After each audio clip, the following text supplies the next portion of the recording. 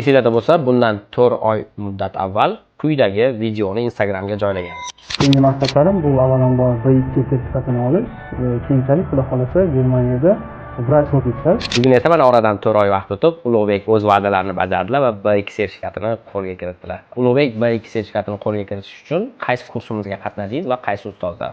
Rahmat, savol uchun Ulug'bek aka. Jamshid Davronovda men 2 oy o'qidim intensiv kurslarda va 1 oy Fulbright kurs darslariga qatnashdim. Va Ulug'bek, mana eng hayron qoldiradigan narsa, mana siz oliy ma'lumotli kardiologsiz, oilalisiz, ishingizdan, oilangizdan ortib qanaqa qilib B2 gacha yetib keldingiz? Shu nemis tilini o'rganishga qiynalayotgan yoshlarga bir maslahat bering. Bunda asosiysi maqsadni to'g'ri qila bilish, time management, ya'ni vaqtni to'g'ri taqsimlash unda katta rol o'ynaydi.